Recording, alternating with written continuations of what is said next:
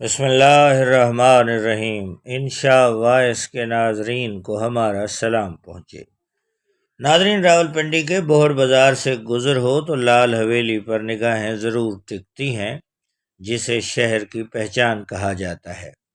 حویلی کے سامنے برسوں سے مقیم چاچا صادق کے بقول کبھی رات کے اندھیروں میں حسن و جمال کے مداح سراؤں کی بھیڑ لگا کرتی تھی، سرتال کی محفلیں سجتی تھیں، اب یہاں سیاسی شطرنج کی بساط سجتی ہے۔ لال رنگ میں رنگی یہ عمارت کس نے بنوائی؟ شیخ رشید احمد صاحب کے پاس کب سے ہے اور راولپنڈی کی باقی عمارتوں سے قدرے مختلف اس رہائش گاہ کی تاریخ کیا ہے؟ شیخ رشید احمد اپنی کتاب فرزند پاکستان میں لکھتے ہیں کہ پاکستان بننے سے بہت پہلے کی بات ہے کہ جہلم کے ایک خوشحال ہندو گھرانے کے چشم و چراغ بریسٹر دھن راج سہگل ایک شادی کی تقریب کے لیے سیالکوٹ گئے، جہاں انہوں نے بدھا بائی کو محو رقص دیکھا۔ دھن راج کو بدھا کے گھنگروں کی جھنکار اس قدر بھائی کہ وہ اسے دل دے بیٹھے۔ محبت کی اس کہانی نے لال حویلی کی بنیاد رکھی۔ دھن راج بدھا کو اپنے ساتھ راولپنڈی لے آئے اور بہڑ بازار میں ایک شاندار حویلی بنوائی جو سہگل حویلی کے نام سے مشہور ہوئی۔ شیخ رشید احمد اپنی کتاب میں مزید لکھتے ہیں کہ بدھا بائی مسلمان تھیں، اس لیے احترام میں دھن راج نے بدھا کے لیے حویلی کے سین میں مسجد اور اپنے لیے مندر بنوایا۔ دونوں اپنی اپنی عبادت گاہوں میں بنا کسی خوف کے عبادت کیا کرتے تھے، مگر آج اسی مندر، مسجد اور حویلی کے درمیان کئی گھر حائل ہیں۔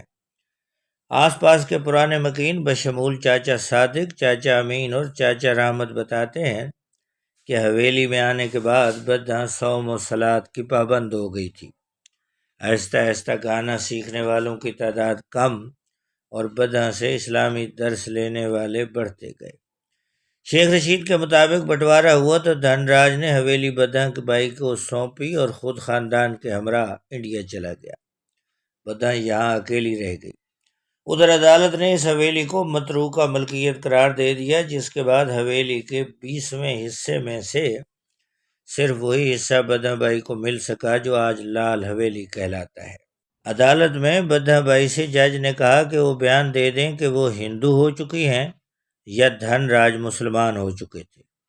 اس دوران 2 بار عدالت کی سماعت ملتوی ہوئی کہ بدھا کو یہ بیان دینے پر قائل کیا جائے اور پوری حویلی صرف اسی کے حصے میں آئے، مگر اس نے عدالت میں کہا کہ مذہب کے سوا ہم نے سب کچھ بانٹا۔ یوں حویلی کا بڑا حصہ اس سے چھن گیا۔ بہڑ بازار کی چھوٹی بڑی دکانیں اور گلیاں بھی کسی زمانے میں عمارت کے صحن کا حصہ تھیں۔ چاچا رحمت بتاتے ہیں کہ محبت اور حویلی کی تقسیم ہوئی، لیکن کرچی کرچی بدھا بائی ہو گئی۔ محبت دور اور نشانی تقسیم ہوئی تو بدھا کا وجود بھی بکھر گیا۔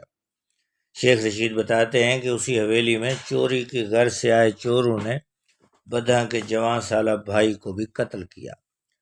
طرح طرح کے لوگ اسے اکیلا پا کر حویلی میں جھانکتے۔ لوگ سمجھتے تھے کہ وہ بہت امیر خاتون ہے جس کے پاس سونے چاندی کے زیورات ہیں، مگر دامن میں ادھوری محبت اور اس کی منقسم نشانی کے سوا کچھ نہ تھا۔ ایک رات بدھا بائی سہگل حویلی چھوڑ کر چلی گئی اور کبھی نہ لوٹی۔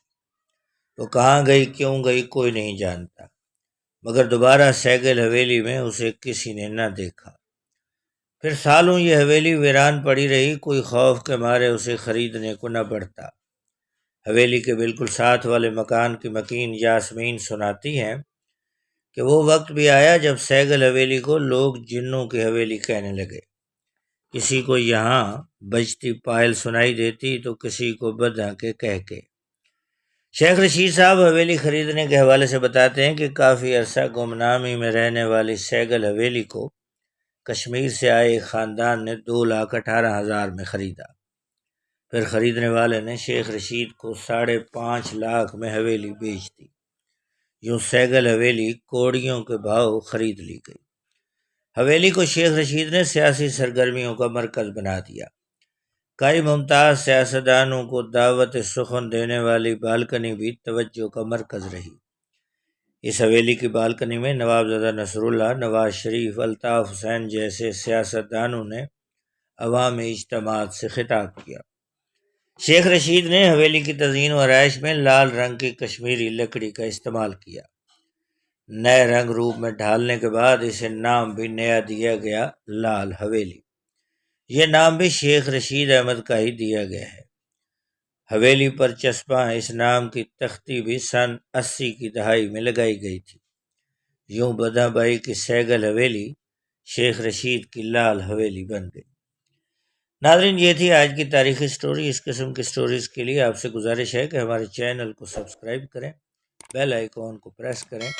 بہت شکریہ۔ اللہ حافظ۔